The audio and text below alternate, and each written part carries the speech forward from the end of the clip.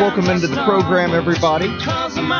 Great to be with you this morning on a Thursday. It does kind of feel weird to be in here because of the half week. I mean, it feels like it really should be Tuesday and that I've got 4 more shows this week, but, you know, it is what it is, the holidays, and we'll be back on a regular schedule soon. But I'm glad to be back with you, and there is a considerable amount of news to talk about today, considering especially some of the local stories. An odd one today. One that I don't think anyone really expected to be talking about, but is sort of making the rounds, at least in the local media. The retirement systems of Alabama have decided, for whatever reason, that they really want to legalize sports betting and pot.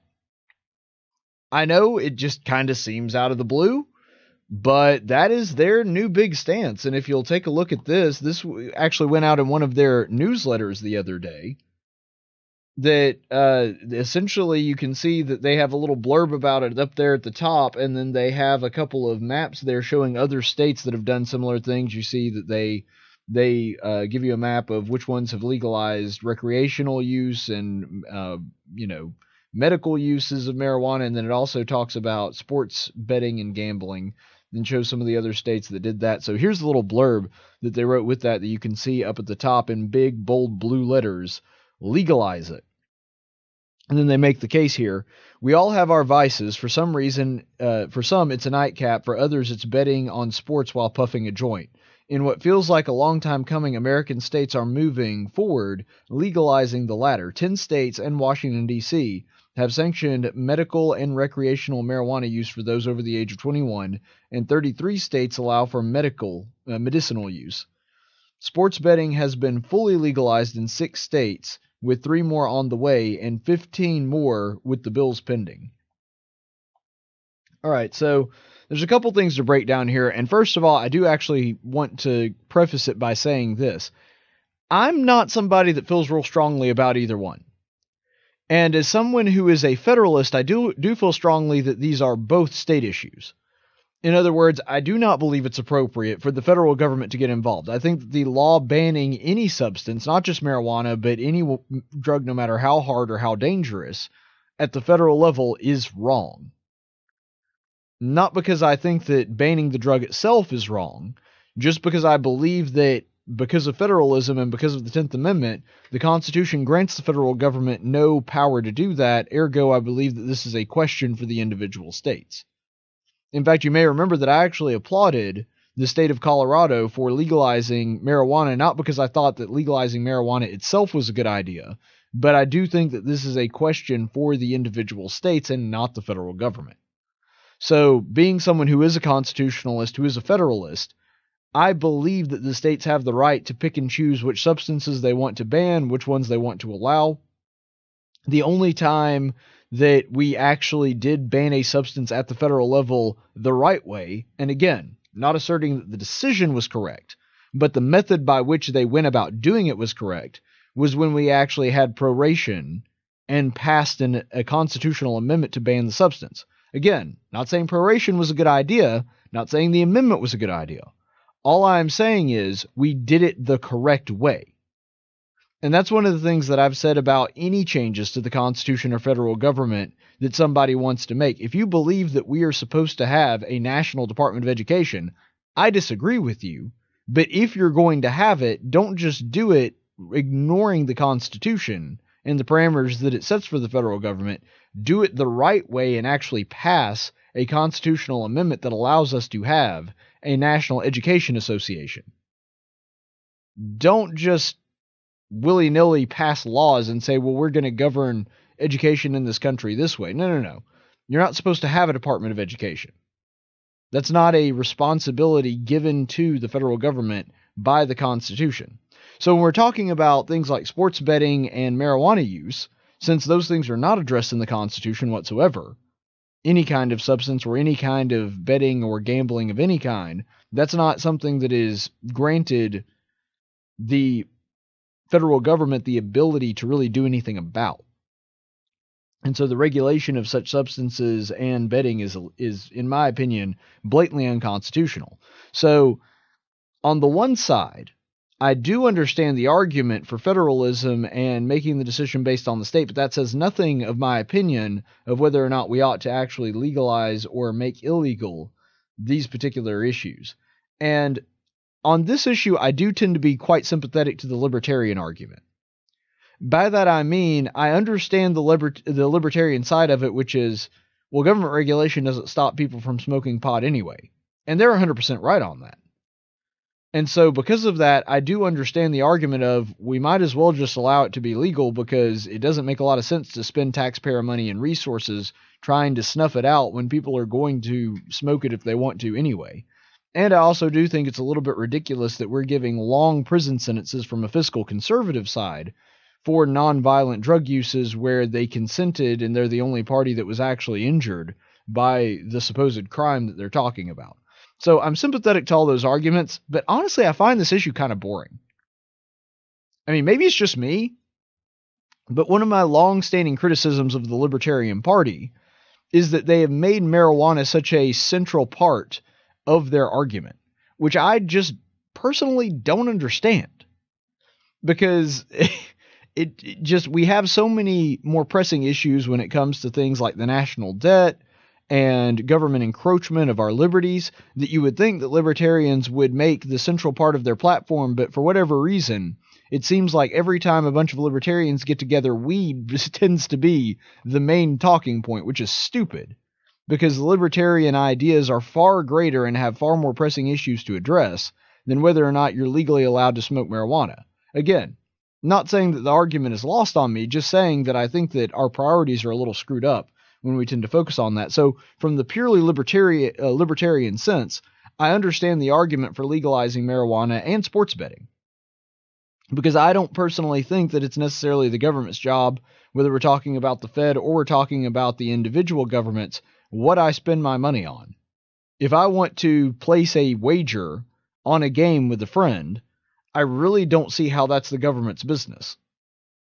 And so I'm sympathetic to the arguments here. I understand the idea that, well, it's my body. I should be able to do what I want to with it as long as it's not hurting anybody else. And the same thing with sports betting. I mean, from a moral perspective, these things are reprehensible.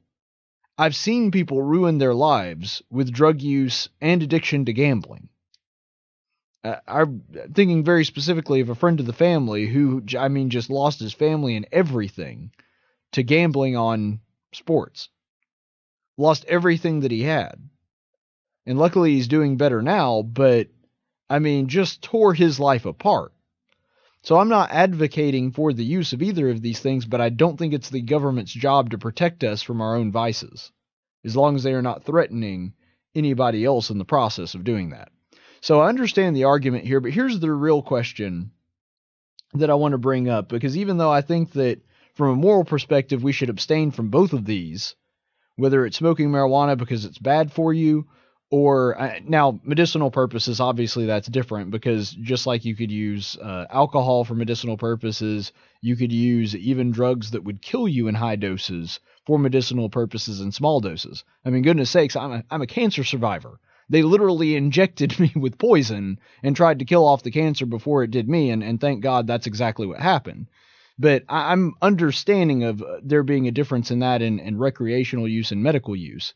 But nonetheless, when we're dealing with this thing from a moral perspective, as a minister and somebody that has studied the scripture and has seen just the results and the fruits of gambling and marijuana use, it doesn't lead to anywhere good.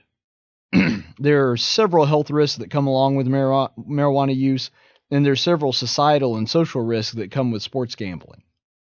And so I totally understand the hesitancy on the moral perspective. I just don't think that passing laws is going to do anything to stop it. We're kidding ourselves if we think that sports betting doesn't actually go on pretty prevalently in the state of Alabama. And so the laws that we have to make it illegal don't really do anything to curb it. So nonetheless, I understand the issue from that perspective.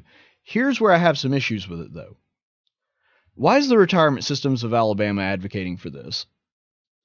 Because it's not like they're their own private union. They're an organization, sure, made up of retired teachers and retired judges and things like that.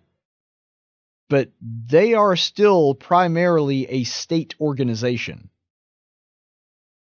And they do, have a very strong vested interest in your tax dollars. And so for them to be advocating for a policy change like this blatantly out in the open for everybody to see, and using presumably what our taxpayer dollars to do so, that to me is a problem. Not because I don't think they're actually, honestly, if I'm, have a gun to my head, again, I don't really care much about these issues.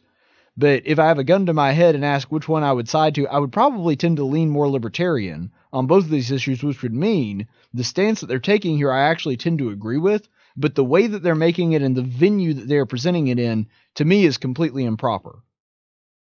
Even if it is a policy I agree with, it is not the place of the retirement systems of Alabama to be advocating for it in their newsletter in a publication that is at least partially funded by taxpayer money.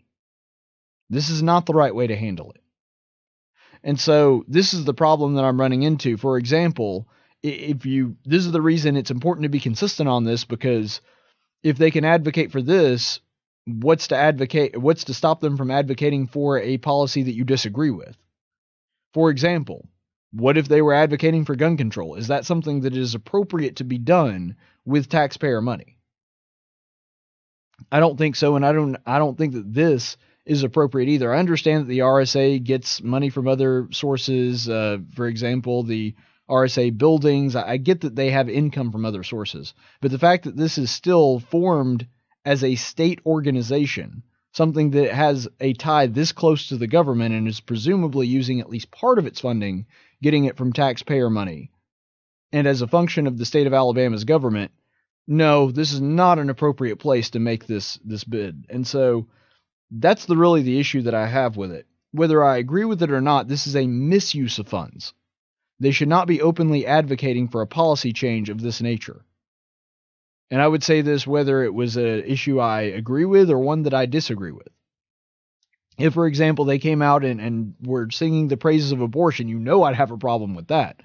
Both from a standpoint of abortion's wrong and also from a standpoint of this is not the right venue to put it out.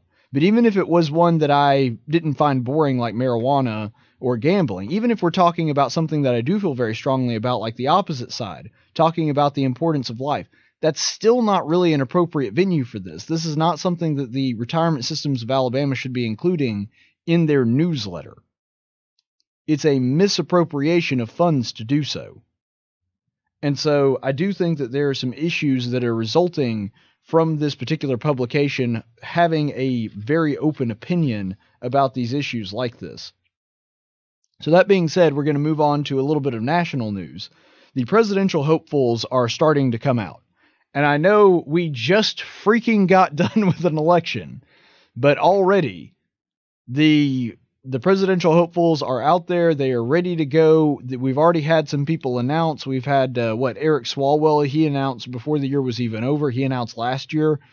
So he announced 2 years before he would presumably take office if he won the presidency. I don't think he actually thinks he can win. I think he's just wanting to put his name out there and get some publicity by being the only candidate that's announced. Well, now that's not the case because Elizabeth Warren has also announced that she's running. I mean, technically what she did was announce that she had launched an exploratory, campaign or an exploratory body to look into whether or not she should run, which is the same as announcing that she's running. Because you can put together an exploratory committee on a campaign and do it quietly. By her actually going forward and admitting that and announcing to the public that she's doing this, that pretty much guarantees that she's considering a run in 2020 and she's going to run in 2020. You just do not hear of candidates announcing that they are putting together a committee to explore the possibility of running and then come back and say, oh, we found out that no, it's really not there. It'd be a waste of time and money. I mean, granted, that happens sometimes, but if it does, it happens behind closed doors with candidates that have not announced that they are doing that. So this is a de facto way of Elizabeth Warren actually coming out and saying, yeah, I'm running for president in 2020, which is just exhausting. for a number of reasons. I mean, it feels like we went straight from 2018 to 2020. It's almost like we just leaped right past 2019 and went straight into another election year. But that's the way it is. It's ridiculous, but I guess in this day and age, that's just how we run campaigns and run elections now. As soon as we're done with one, we start on the next one. And being a huge political geek, you can bet that if I'm tired of it, the average Joe that's sitting around that doesn't pay a whole lot of attention to this, you can bet he's tired of it too. Probably far more so than me, who kind of eats this stuff up. So Elizabeth Warren making a bold move in announcing this early, this quickly. But, you know, one of my favorite politicians in Washington right now, Ted Cruz, he announced pretty dang early that he was running in the last presidential election. So I don't think it was quite this early. I want to say it was like in March, maybe April, but it was pretty darn early. So I can't say too much on that side. It does bother me that it feels like we don't get a break from elections. And that's one thing that I think may be an issue in Washington and with our political process as a whole now, is that basically politicians don't really ever go into governing mode. They just stay in campaign mode all the time. And the 24-hour news cycle probably plays a pretty significant role in why that is. But Elizabeth Warren has announced that, and honestly, I don't think she has much of a chance. And I'm not just saying that because I don't like Elizabeth Warren, because you know I don't. But there are going to be several people that I think have a decent chance that I also don't like their policies. But I'm just saying from a purely political perspective, I don't think that she has the ability to win, because she may have won the nomination in 2018 if she had run then. But at this point, she's just way too damaged. She is way too damaged at this point from a political perspective. And as odd as it is, I think the stupid DNA test thing probably had more to do with it than anything. Because you remember that when she did this, she's the one that broke the story. She went ahead, she had the DNA test done, found out that she was 1/1024th Native American, which, by the way, if you're breaking it down into a percentage, means that she's roughly 0.9% Native American.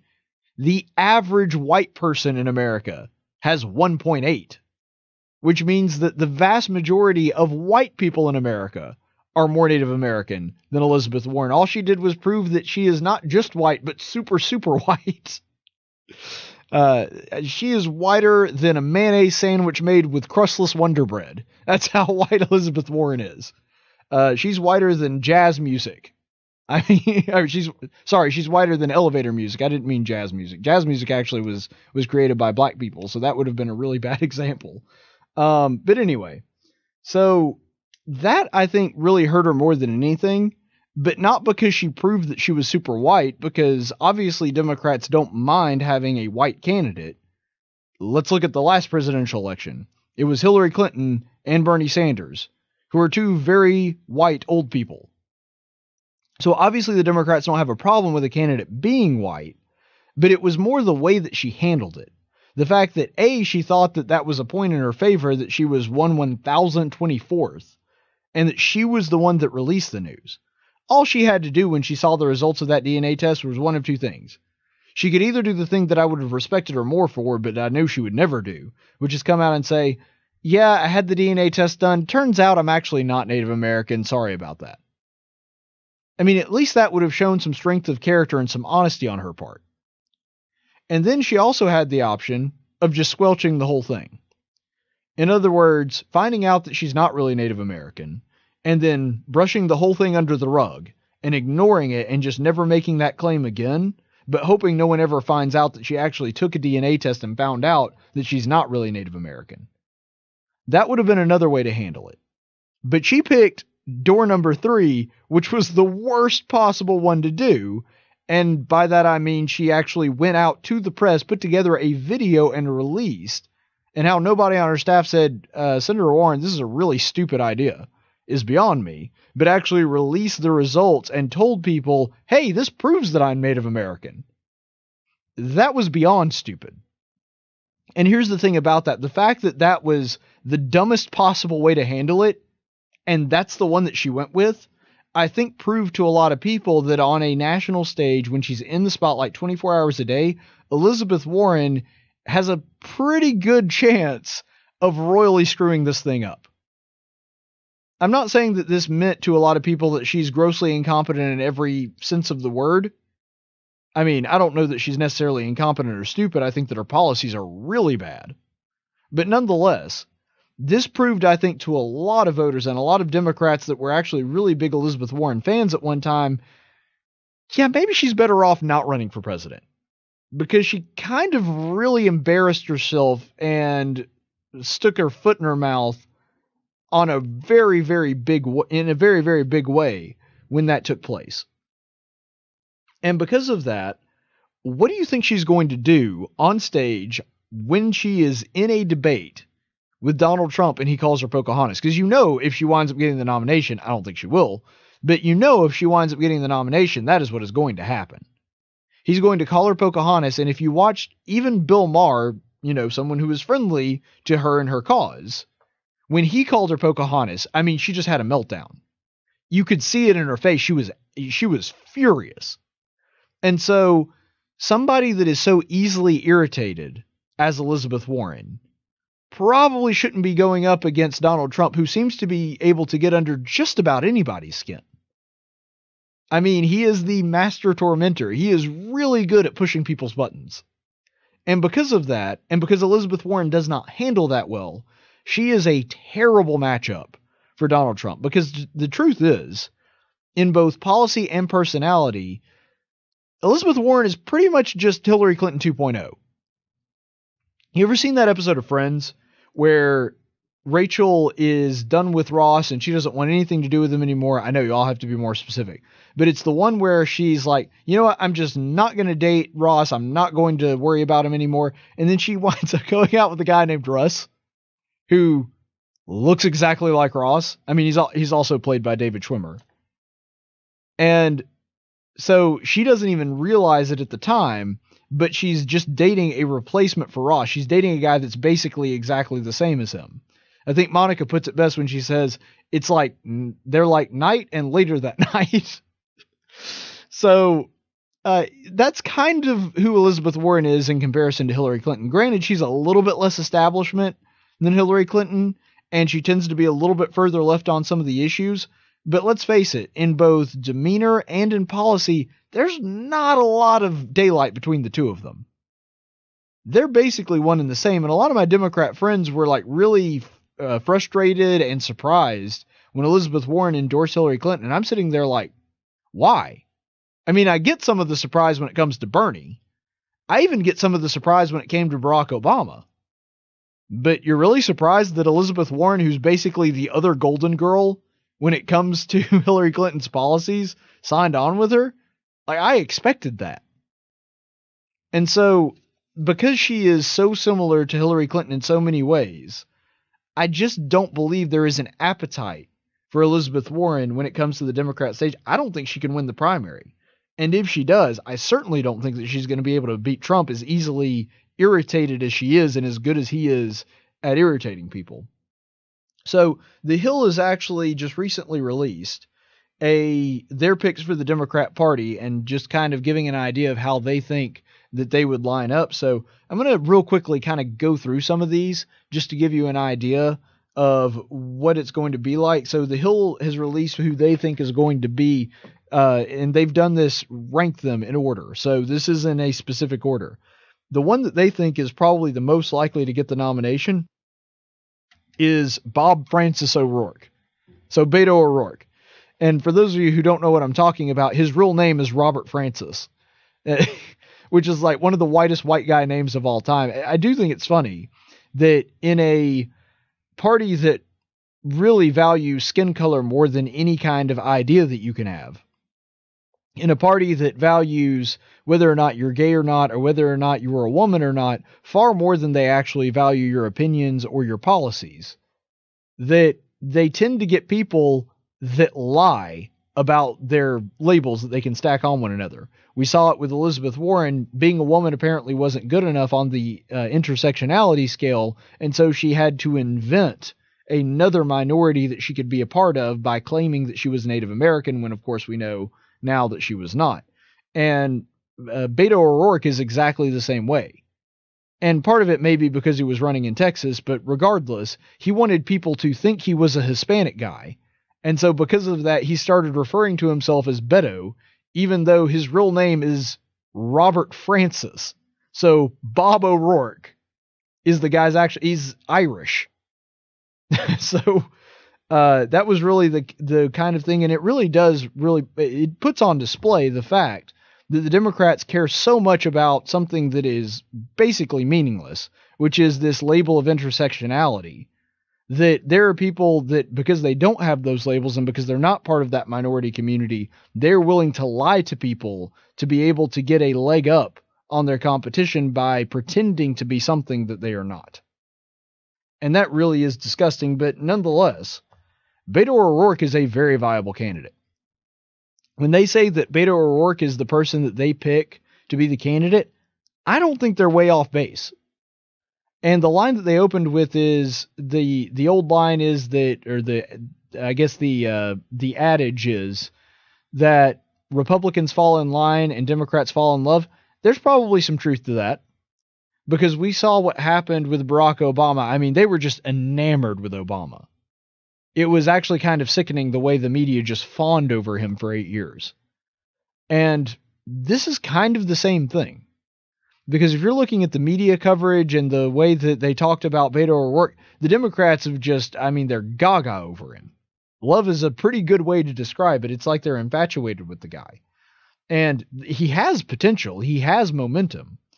Granted, I mean, he is famous for losing, but I think Democrats are going to be able to excuse that because they kind of see it as a moral victory. He was able to do far more than he really should have been able to when you're talking about a very, very ruby red state like Texas running in a statewide election against Ted Cruz, who is arguably, I would say, at least the second most conservative member of the Senate. And because of that, because he was seen as someone who was able to take on a very, very viable, very well-known Republican senator in a super red state and come within an eyelash of beating him, I mean, that does give him a lot of props in the eyes of a lot of Democrats. Again, it's really strange that he's most known for losing, but I think Democrats are actually going to be pretty forgiving of him on that. And keep in mind, this is a guy who raised more money than any Senate candidate in the history of this country. The guy knows how to shake hands. He knows how to raise money. And because of that, he is a very dangerous candidate for the Republicans. And even though he had several scandals, like I said, the whole Beto O'Rourke versus his real name being Robert, and he had the whole thing with like the DUI, there were a few things that should have been really able to sink his campaign that didn't. And he was able to weather them, which I think says that he has some political gumption, some political endurance when it comes to that. And in a lot of ways, he is very similar to Obama, who, again, the left really fell in love with. He is a very gifted and very underqualified person. And that's really kind of where Obama came from. He was a one-term senator, but he was really great at speeches. He was really great at talking to people on their level when it came to the left. And because of that, the left just absolutely fawned over him. And I think you're seeing kind of a similar reaction to Beto O'Rourke, on a smaller scale, granted. But keep in mind that Barack Obama was not a very well-known senator before he actually ran for president. And so I would not count Beto O'Rourke out just because he doesn't have the great name recognition that some of his other opponents would. So I'm just saying, underestimate this guy at your own peril. I think that Beto O'Rourke probably could make a pretty solid run. Their number 2 pick, I kind of disagree with, but I don't know, maybe as an outsider looking in, there's something I'm missing. Bernie Sanders. Now, Bernie would be 79 by the time he took the oath of office if he were to win the presidency. 79. That's pretty up there. And I think that that is going to be a turnoff for a lot of mainstream voters, but that doesn't mean he wouldn't win the primary. And so because of that, he does have a problem with older Democrats generally. oddly enough, despite being ancient, he does better with the younger crowd, which is actually pretty hilarious. But it's kind of like Ron Paul in a sense. He has a very loyal following, and there are people that absolutely just love them some Bernie Sanders on the left. I don't know that he can actually win the primary because he would have to really bring together these two sides of the Democrat Party now that have been very much divided over the past couple of years, which is you've got the more establishment sort of Hillary Clinton side, and then you've got the far more radical socialist side, the ones that don't mind referring to themselves as socialist and communist and Marxist. And that side, unfortunately, is growing, but it does mean that the party is divided. And while Bernie, I think, could easily pull a large chunk of that socialist side, which he really did very successfully, surprisingly successfully, in the past presidential campaign, I don't know that he can get enough of the other side to really be able to secure the deal. However, there are a lot of people that feel, and I don't think that this is completely unjustified, that Bernie kind of got screwed out of the nomination last time. And if you're looking at the way the superdelegates went, yes, without the superdelegates, Hillary Clinton would have won anyway, but they feel like having the superdelegates gave her a lot of momentum. And I don't think that's completely unfounded. I really don't. I think that if you're looking at it, if the superdelegates and the party infrastructure hadn't been working against Bernie, which we found out later was doing pretty actively, the DNC was actually working against Bernie to go ahead and secure Hillary Clinton early so she wouldn't be tarnished by a long, lengthy, and bloody primary. I think you probably have a candidate Bernie Sanders. And so I don't know that that's not going to play a factor. There are going to be people that feel like, well, it's Bernie's turn now because he got screwed out of the last one, so we're going to go back and get revenge, and we're going to put him in this time. I don't know how viable that is, and I don't know how many people in the Democrat Party actually feel that way, but there's a pretty large contingency of people I've spoken to that do feel that way and would probably vote for him, if nothing else, out of they want to right that wrong that was created by him not being able to be the candidate the last time. And it's a sentiment I do somewhat understand. When it comes to Joe Biden, I doubt he'll run. I really don't think he'll run, but honestly, I think he's kind of dumb if he doesn't.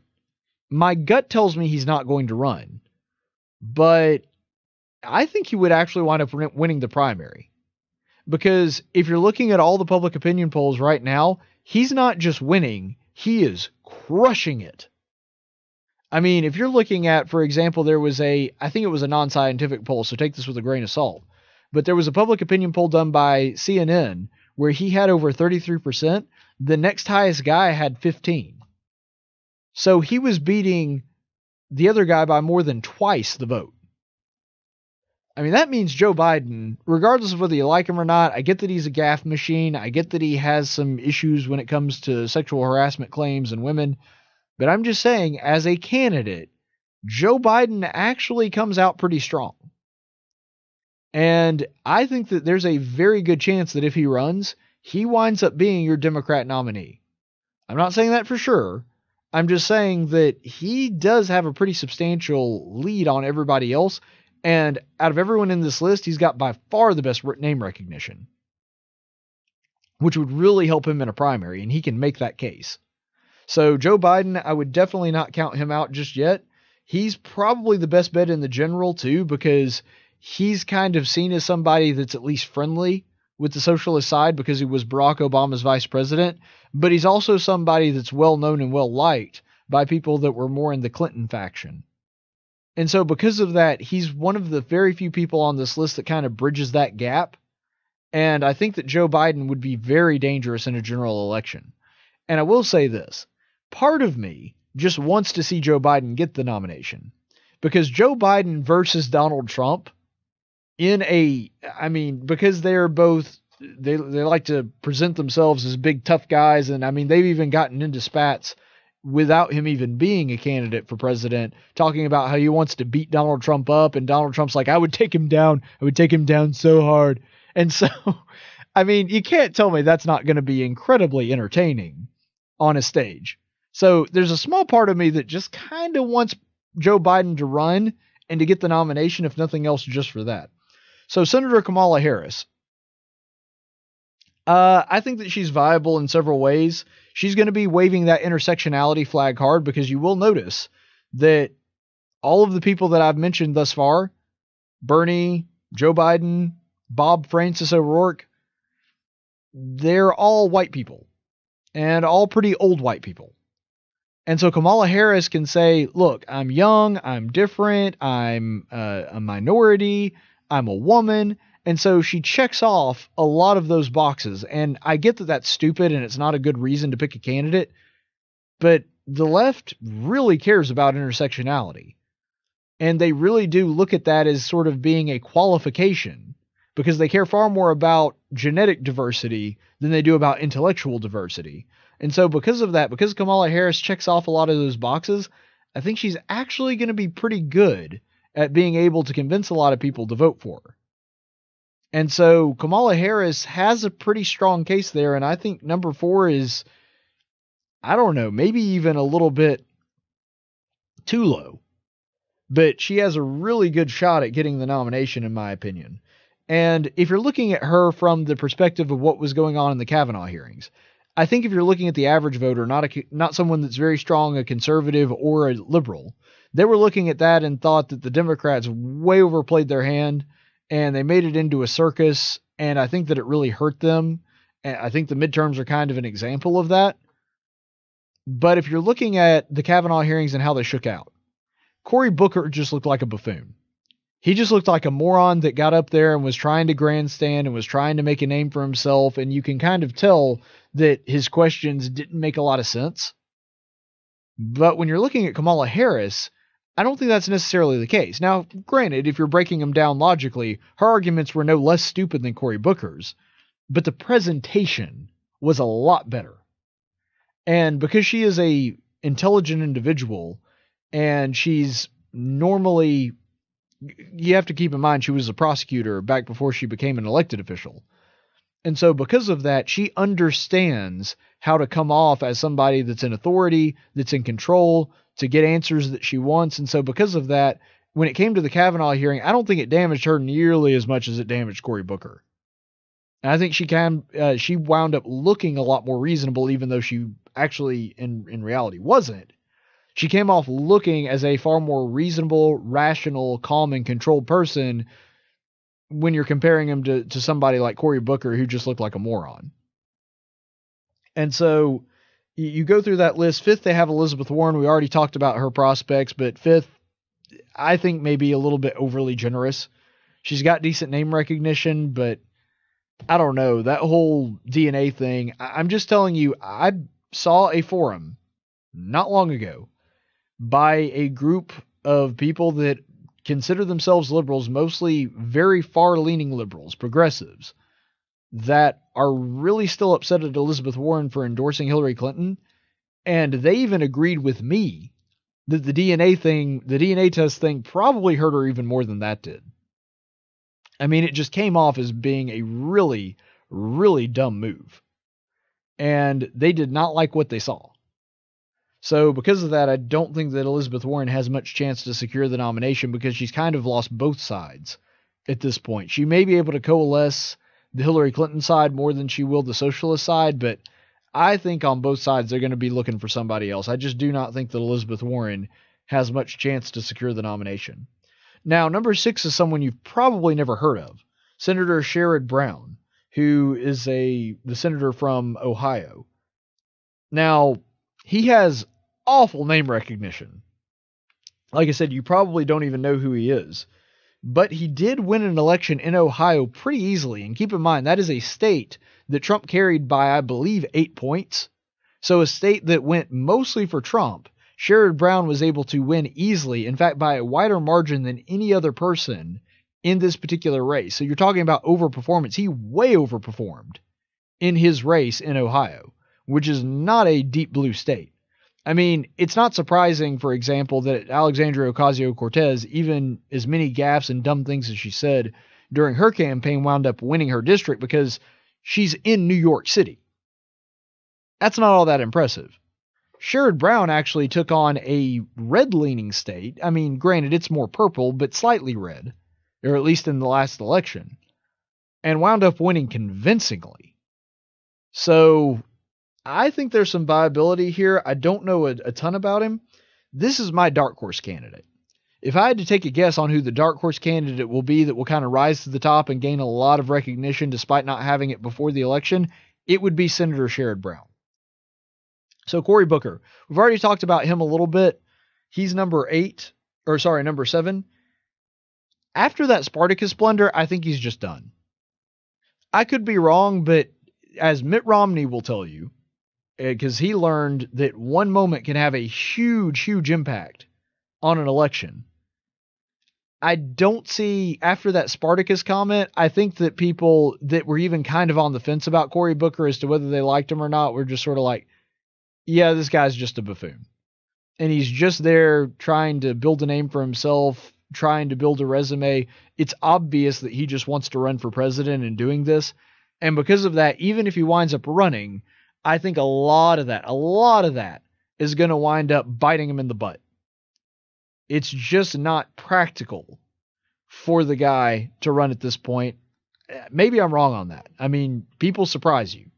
And this is just my own ideas about it, but I don't think Cory Booker is any longer a viable candidate. I mean, you also have to keep in mind, even though this is something that most people that aren't political geeks even know about right now, he's also a guy that got caught basically admitting to sexual assault in an op-ed that he wrote, which shows that he has a propensity to make really big, really dumb mistakes.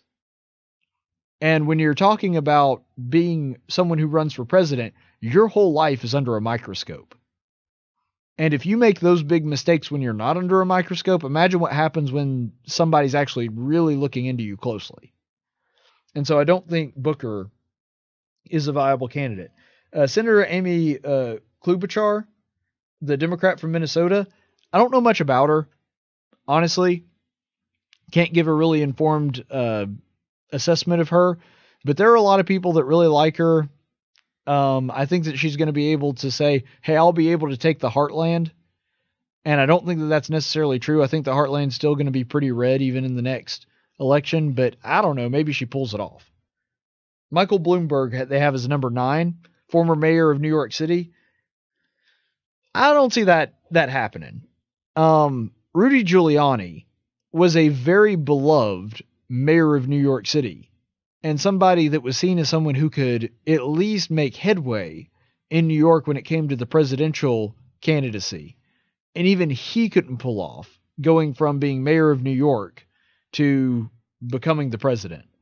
Michael Bloomberg is popular in some niche circles, but I don't see him being a very viable candidate. And there's a reason he's referred to as Herr Bloomberg. I mean, this guy is a authoritarian to the max. He is a big nanny state guy. This is the one who wanted to put out regulations to make sure that you could only buy a Coke that was 16 ounces because 20 ounces is just too much sugar for you. You're too stupid to know how much Coke you need to drink. And so we, the government, have to come in and we have to keep you from doing so. And even most Democrats think that's dumb. And so because of that, I think that any of these debates or public forums that he talks at, any of his opponents will just have to bring up what an authoritarian and what a nanny state guy is, and that's going to put a pretty big damper on his candidacy. So I don't see him as being somebody that can pull it together. Now, he's very popular with a lot of people on the very far left because of his gun policies. He runs Anytown for Gun Safety, which is a radical anti-gun group. And for the people on the far left, they love that because he's basically done everything short of saying, I want to ban all guns. I don't think he's ever actually gone quite that far, but his policies pretty much lead you to believe that that's really where he's going. And so because of that, when you're talking about, his candidacy, I don't think that he would be viable with a general. Maybe with his gun policies, he would be able to win over the Democrats, but he's far too radical on guns to win a general, in my opinion. And maybe I'm a little bit biased because I care about that issue a lot, and there's a lot of people that don't care about that issue a lot. But I think that because he's so far outside the mainstream when it comes to gun policy on that in a general election, he won't be able to go anywhere.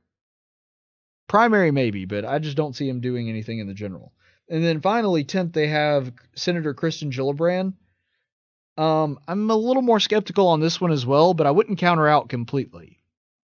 She has pretty decent, for a senator, pretty decent name recognition and very much beloved by the left. I think that she could probably win the nomination, and if she wins the nomination, I think that she at least has the political know-how to make a run at the general. And so I think actually 10 is a little bit too low. I would put her ahead of Bloomberg and Booker personally, but I don't know that she has enough star power, I guess, to get all the way to the top of the Democrat primary, especially in a crowded room. She's not somebody that sucks up all the oxygen and gets all the lights on her. And you're going to kind of have to do that in a crowded field like this. But anyway, so that's really where I stand on the list that the Hill put together on the Democrat candidates. It's interesting. I don't know exactly where it's going to go, but that's just a little preview of how the presidential campaign is going to go, at least in my opinion. Mitt Romney has recently drawn some eyes with his post in his op-ed in the Washington Post. And there are some people that are speculating that this whole thing is him making a bid for president. I kind of doubt that. I don't think that Mitt Romney has the political appetite for that anymore. If he really wanted to run for president, he should have done it in the last election when the field was wide open. I do not necessarily consider myself a Mitt Romney Republican by any stretch of the imagination. I mean, he's about as moderate a Republican as you're going to find. This is the guy that authored Romney Care, which was the template for Obamacare. So by no means a conservative. By no means a conservative. And he was so not conservative that I didn't even vote for him in the general when he was running against Barack Obama. I didn't vote for Barack Obama either. You know me better than that, but I wrote in a third-party candidate. So when it comes to this, you know, I don't know exactly what Mitt Romney was hoping to accomplish, but I don't think that he's setting up a presidential run. I think that a lot of the establishment Republicans do genuinely believe that Trump is a flash in the pan and that these Trump-style Republicans are not going to last. They're not going to be here for very long, and when the smoke clears and Trump is out of office, be that in 2020 or in 2024, however it happens, that people are going to basically reset and go back to the old way of doing things. I think that is, from their perspective, a far too optimistic understanding of it. However, they're not 100% unfounded in that belief. And the reason that I say that is because if you're looking at the Tea Party did kind of fizzle out. And when you're looking at Donald Trump, all the people that have tried to basically mimic his campaign and tried to make themselves Trump-esque in their campaigning have all failed and lost. I mean, Roy Moore tried to do that to a great degree in our own state, and we see how that turned out. Now, granted, Roy Moore had a lot of other problems besides that, and I'm not trying to say that that was the only factor, but there have been several candidates that have tried to make themselves basically Trump-light and not done very well. One notable exception to that would be Ron DeSantis in Florida, who actually did win the governorship and described himself very much, tried to make himself into little Trump Jr. And so even though I thought that strategy was dumb, it actually did wind up getting him the governorship by the narrowest of margins, I might add. But nonetheless, that's where we stand. And so I think that a lot of the establishment Republicans are just trying to ensure people that they're not part of the Trump machine because they believe the Trump machine is still going to completely derail and fall apart on them.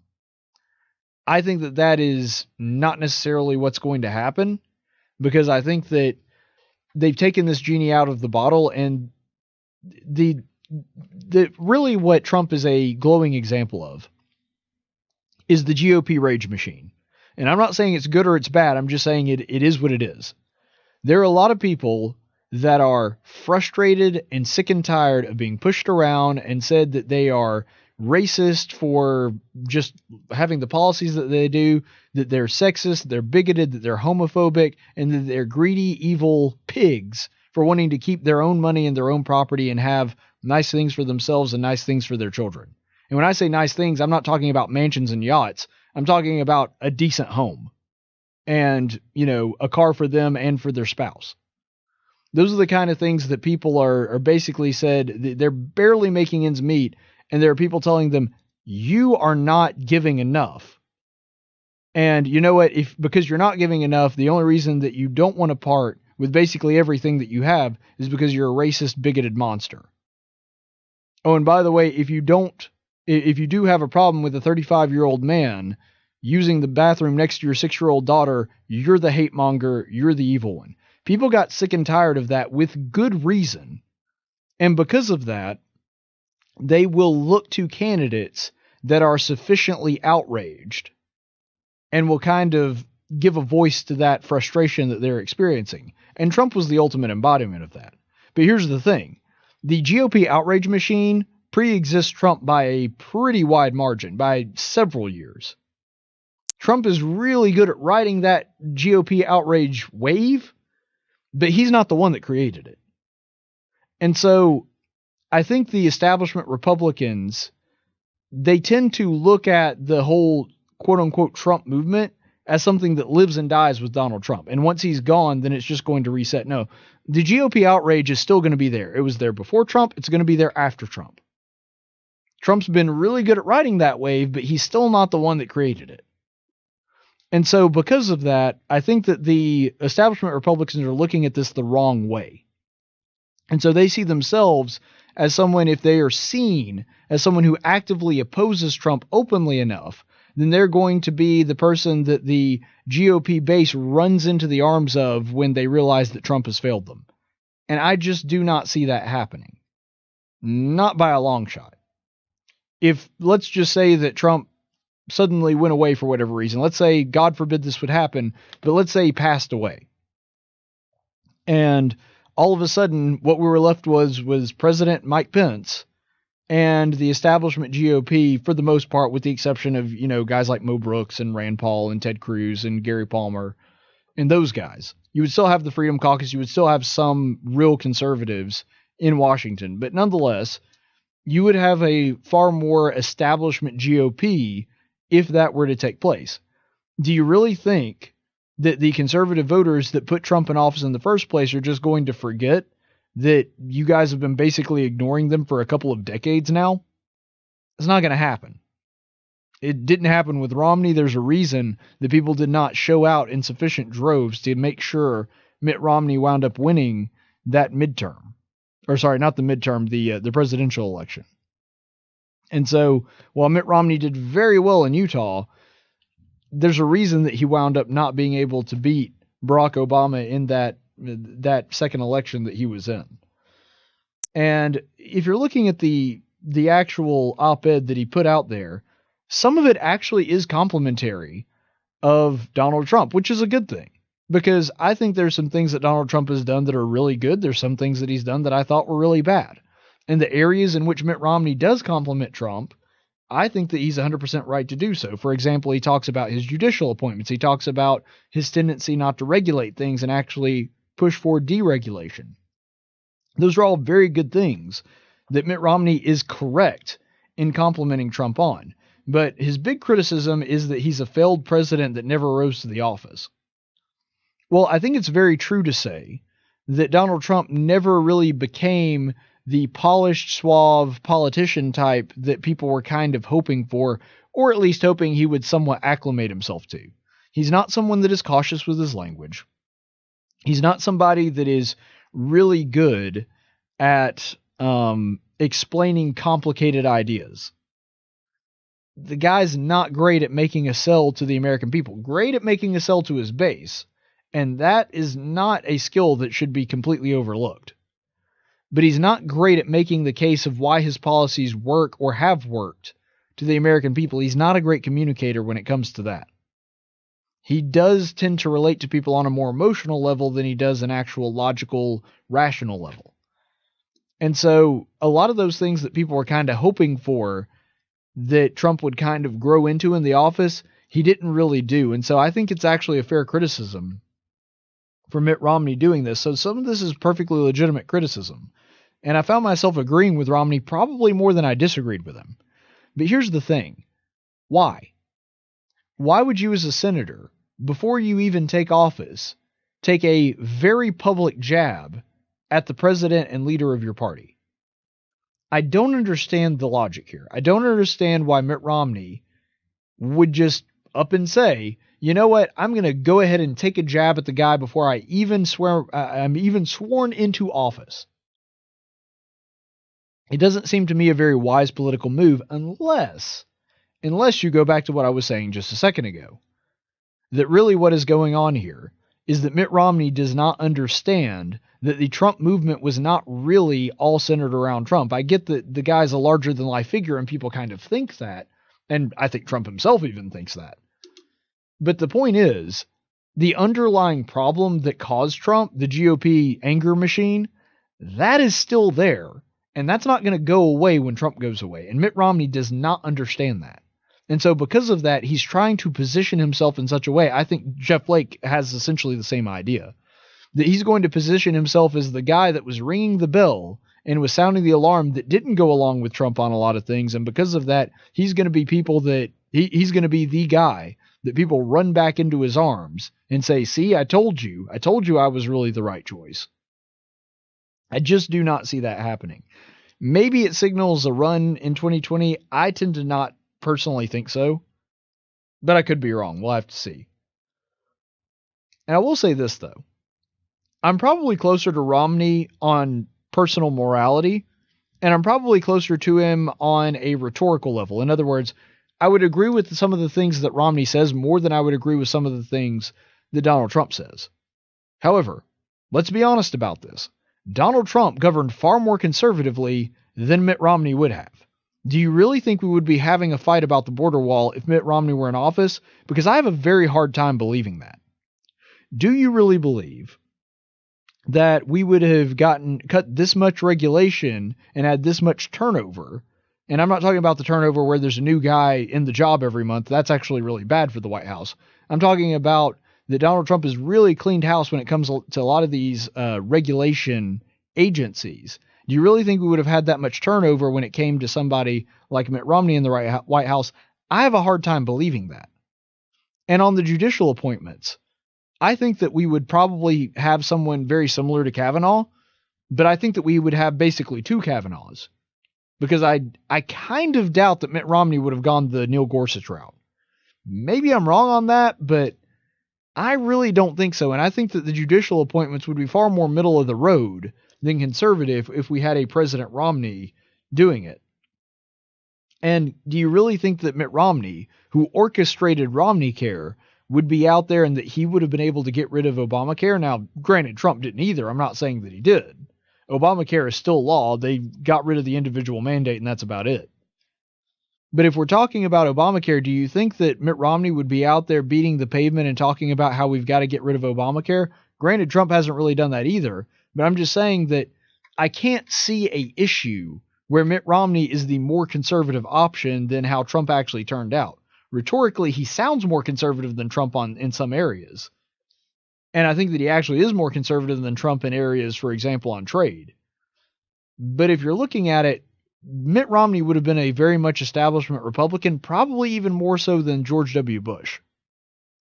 And so because of that, I just have a really hard time buying into this idea that we would have a more conservative government if Mitt Romney were president. I don't believe that. I don't believe it for a second. I was afraid that Trump was going to be further to the left than Romney. I was pleasantly surprised when it turned out that he wasn't. And so because of that, I think that actually when you're breaking it all down and putting it in terms of Mitt Romney versus Donald Trump comes out as the more conservative of the two of them. And because of that, it was very foolish, in my opinion, for Mitt Romney to intentionally set himself up as a opposition voice to Trump. Maybe it winds up working out in his favor. In politics, really, nothing is beyond the realm of possibility, but I don't see that happening. I don't see it happening with the conservative base, and maybe it happens with the more moderate Republicans, but those aren't the ones that give you a primary. Those aren't the ones that deliver you primary votes to be able to win a GOP nomination. I think that Mitt Romney will probably be the senator from Utah for a very long time now that he's established and he's an incumbent. But I don't know that he can rise really above that, especially after losing his previous election. So when you break all this down, when you look at the Democrat side, the Republican side, I think that Trump is a very beatable candidate. And I think that really this is going to come down to two things. Is the economy good? Did he build the wall? That's it. Is the economy good? Did he build the wall?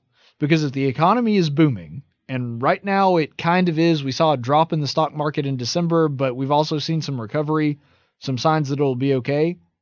And as long as we don't have pretty significant damages from these tariffs, I think we'll actually be okay when it comes to the economy. So if the economy's good, and he actually does wind up building at least a portion of the wall, I think Donald Trump will be pretty much unbeatable. Not completely unbeatable, but, I mean, you can't really ruin the guy with a scandal, and he does have a lot of loyalty based from his base. If he does those two things, I think he'll be okay. Either one of those things goes awry, I think it's very much in question whether or not he gets a second term. Because with the wall, that may turn out to be, if he doesn't get it built, the George H.W. Bush, read my lips, no new taxes moment. And when it comes to the economy, that's true of any president. I don't care who they are. If the economy sucks, if the economy is really suffering, that makes getting reelected much, much harder. Now, doesn't mean that presidents haven't done it. Barack Obama is an example. But it does make getting reelected a lot harder if the economy is just not doing very well. And so because of that, I think really Trump is going to do just fine as long as he's able to accomplish those two things. As much as I would like for him to be able to accomplish more, I think that that's really going to be what the election boils down to. So, let's see. That being said, I do think that there is something that we need to bring up. Tell you what, we'll just go ahead and go to the daily dose of stupid. No, you messed it up. You're stupid. All right, our daily dose of stupid for today, the Women's March. You remember the Women's March, right? With the hats that I can't even say the name of because they're so obscene. Yeah, the hats where there are people dressing up as genitalia and all kinds of different things. So, wonderful people over at the Women's March. Also the same people that organized the March for Our Lives that was done in the response to the Parkland shooting. So, the Women's March in California has been canceled for fears, and this is reading their words, not mine, that it would be overwhelmingly white. So, this kind of goes back to what we were talking about when it came to the Democrat candidates. The Democrats have set themselves up in such a way that they are so ingrained in this idea of intersectionality that the only thing that matters is diversity of skin color and diversity of gender. And in their case, the diversity of whether or not you even believe that there are genders. So in other words, the LGBTQAI 5+, I don't know. Anyway, so that to me just, I don't know, it just tickled me to no end. That the California Women's March were like, yeah, the crowd's going to be really, really white. And there's not going to be a lot of minority people out there, so we're just going to go ahead and cancel it. Look, unite people based on ideas. If you want a diversity that you can celebrate, do it with diversity of thought. Have a group of people that are critical of one another, but are bound together by a base of common principles, common morals, that agree on a lot of the core values that may have disagreements on policies. That's something to celebrate. A group of people that are united by common goals and common values, but may have different ideas on how that, system should play out. That's a diversity that ought to be celebrated. What the Democrats seem to want to do all the time is they only want to celebrate diversity when it comes to skin color, age, whatever else it is. They really want to make a big deal about that kind of diversity. And I'm not saying that that in and of itself is bad. I don't think that it is. But having a crowd of people that are divided on ideas but look genetically different, that can't agree with one another and can't stay in the same room with one another, that's not a kind of diversity to be celebrated. And so what we're looking at here is sort of the natural end of this intersectionality thinking, which is that skin color and the labels that you can slap on yourself are really the only thing that matter. And as long as we don't have that, well, then there's no use in us even getting together. Because they cannot unite people around their ideas. They care more about what their skin tone is. This is why they're running into problems. Now, Democrat rallies are kind of notorious for not being what they were billed. You'll remember the March for Our Lives that we were just talking about in the wake of Parkland. They were trying to bill that as a bunch of high school students getting together. Reports, even from leftist news organizations, were saying, yeah, it was like 85 to 90% not high school students. It was people over the age of 18. And so it wasn't even close to being a majority of high school students. And when it came to a lot of these marches, they'll talk about how much diversity they have and how there's all these minorities out there. And then when you break it down demographically, it's really pretty much just a representation of the population of the U.S. In other words, it's pretty representative of what the majority of people being white, and then there being some minorities sort of mixed in there.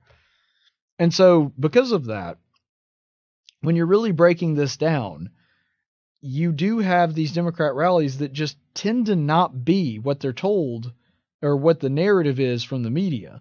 And this is kind of a sterling example of that. Now, there have been other women's marches that have also been canceled really for a lack of participation. I'm not sure exactly why that is. I think fatigue probably plays a lot into it, because people, especially after these midterm elections, are exhausted. And it feels like we're in a political fight every single day. And so because of that, I think that there are a lot of people that are just kind of not really paying attention. And by the way, this is happening on the right too. It's not just with the left. Don't get me wrong. When I'm talking about this fatigue and just being tired of being bombarded with elections and politics 24 hours a day, that's not a problem that's exclusive to the left. In fact, I think it may even be worse on the right. I've known a lot of people that were very politically active and very politically savvy, a lot of news hounds, that have told me just this past few weeks, you haven't really paid attention to it recently. And part of that was probably the holidays, but I do think a lot of it had to do with we just got through an election. It was so intense. Everybody was paying attention to it. Now, because of the timing of the Women's March, I think a lot of them are just saying, I'll stay home. And so that is one thing that is really funny. Although the California one being canceled for being overwhelmingly white, that to me is just, that takes the cake. But here's the idea that you really should be uniting around. The problem that I have with a lot of this intersectionality is because it treats people like groups. It treats people like homogenous masses. We're individuals. We have our own ideas. We have our own thoughts, our own personalities. The kind of unity that we should be celebrating is one that, even though we come from different backgrounds, different cultures, we can unite around common principles. Democrats don't really have common principles anymore. In fact, a lot of their principles contradict one another. Like I've been saying for years, you're going to see a fight between racial minorities and not just ethnic minorities, but also the LGBTQAI whatever community, the feminist. There's all these different factions that are not united by a set of common principles. And so because of that, the only diversity that they can kind of cling to is this idea of intersectionality. And I don't think that the Republicans are necessarily all that united either. I'm just saying that if you really want group unity, you're going to have people that agree on certain basic principles of morality.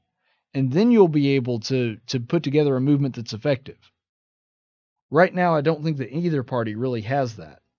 And because we are all individuals, and we do, as a country, respect the right of the individual over the needs of the majority, the Democrats don't really have that down. They just think of people as being groups. They just think of people as being masses. So you're not a person, you're just a part of a larger group. And that's what slapping labels on people does. It basically relegates your identity to being black or being gay or being Hispanic or being transgender or whatever else you want to throw on it. They're basically taking away your identity and your personality and your individualism to be able to lump you in with another group, a special interest group that you have. And this is part of the problem that you have in some of these movements, is they continue to treat people as though you're just a mass instead of respecting you as an individual. The reason that Republicans are a lot harder to coalesce into a single direction is because we do respect the individual. And we do think for ourselves. And we don't try to be the Borg. We don't try to be this hive mindset. And when you do try to be that, people are individuals by nature, and so they tend to not come together on things when you're trying to make them into a mass, and that's part of the reason I think a lot of these movements tend to fall apart not too long after they form. Because there is no guiding principle, and when you treat people like a mass, they tend to not, care for it too much. And that's why they don't feel like they're really a part of the thing, because as long as the group is there, why do I have to show up? It's a real problem that the Democrats tend to have. Let's go ahead and go to the chaplain's report. In 1775, the Continental Congress created the Chaplain Corps. Under the command of General George Washington, each soldier was required to attend worship service every Sunday. While other armies advanced on their feet, Washington's troops advanced on their knees. It's time for the Chaplain's Report with Caleb Colquitt on tactics. So for those of you who may have not been paying attention, we've been going through the book of Daniel. And one of the things that we talked about yesterday is Daniel has been put in this position to where he and his friends, he has 3 friends there with him. These are all young men, people that have been taken out of Judea. They're educated, they're attractive, they basically have everything going for them, and that's the reason that they were taken out of Judea in the first place, because they've been taken to Babylon to serve their king. And the king wants to reshape them in his own image. He wants them to be spiritually, culturally, educationally, academically Babylonian. And because of that, he has taken them into and basically baptized them into the culture of Babylon. And part of the way that he is doing that is he's saying, culturally, food is a part of culture. You are going to eat the food that I select for you. And I'm guessing that most of the people that were not Hebrews were thrilled about this, because they're eating the same thing that the king is eating. So they're eating really good stuff. But because it's not killed in the proper way, it's not done according to the law of Moses, Daniel and his friends have decided, we're not going to defile ourselves. Even if it means trouble for us, we're going to do the right thing. We're going to follow the law of Moses. And we see that in this last passage that we looked at, in Daniel 1, that God granted Daniel and his friends a little bit of breathing room, because he said that he basically gave them favor in the sight of the overseer. And so we see kind of how this plays out in this next verse. So this is in Daniel 1, 11 through 13. But Daniel said to the overseer, whom the commander of the officials had appointed over Daniel, Hananiah, Mishael, and Azariah, please test your servants for 10 days, and let us be given some vegetables to eat and water to drink. Then our appearance will be observed in your presence, in the appearance of youths who are eating the king's choice food, and deal with your servants according to what you see. So like we said just the other day, this guy, the overseer, who is in the employ of the king, his life is in danger if he reports back to the king and he's got these 4 guys that look scrawny and not well fed. And the king's going to say, you haven't been doing your job and not taking care of these guys and feeding them the food that I told you to, so your life is forfeit. So even though the overseer really likes Daniel and he really likes his friends and he wants to be accommodating, he's saying, look, my life is on the line here. And so what Daniel does to reassure him, and I think this shows a lot of Daniel's faith, he says, okay, I understand where you're coming from. So here's what we'll do.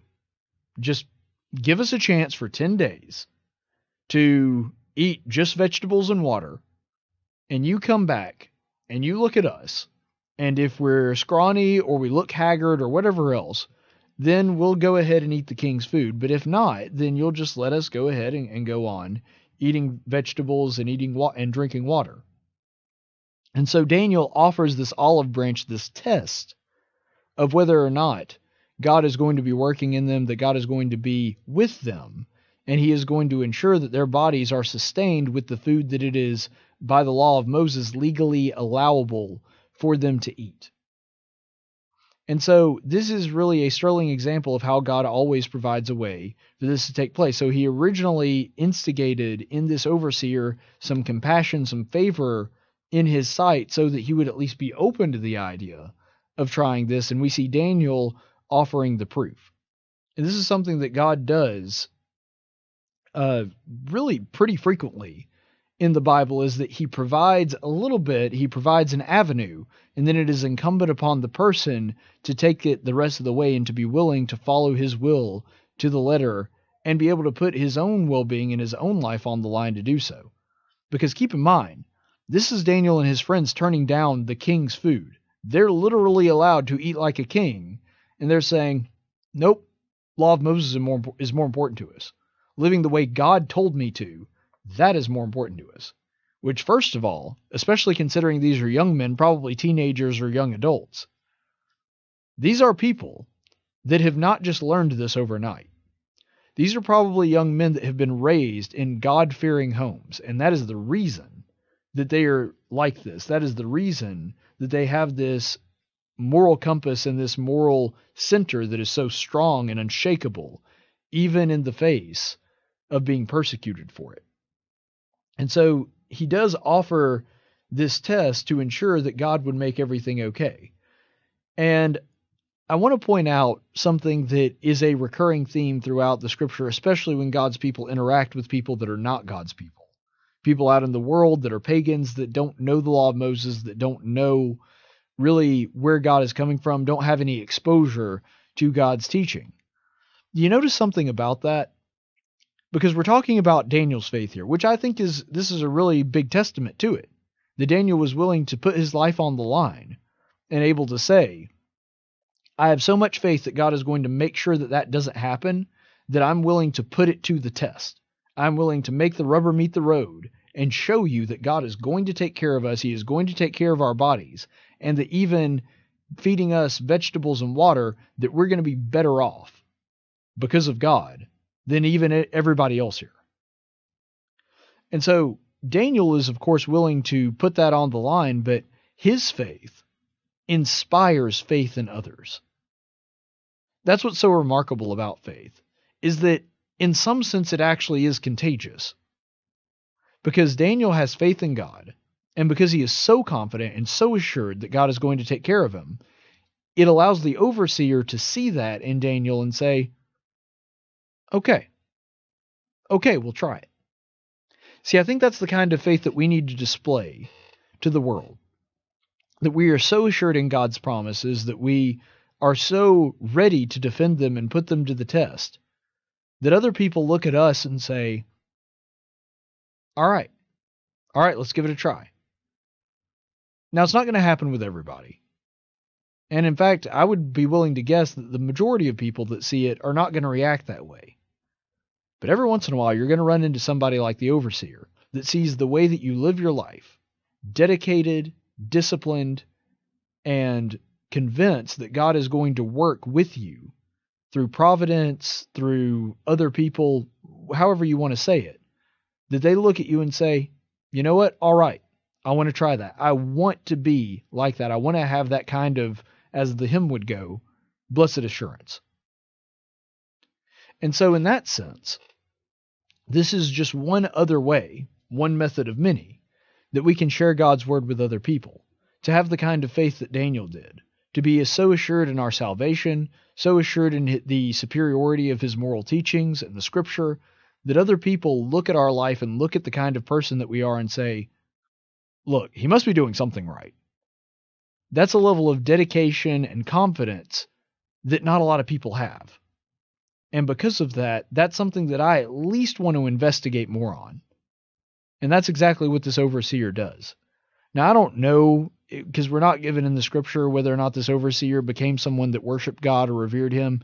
But honestly, based on this and the example that Daniel and his friends put forward, if it was the case that he wound up somebody that was a non-Jew that followed God and feared him and worshiped him, that really wouldn't surprise me based on this testimony. If nothing else, he had the ability to see the difference it made in these 4 young men's lives.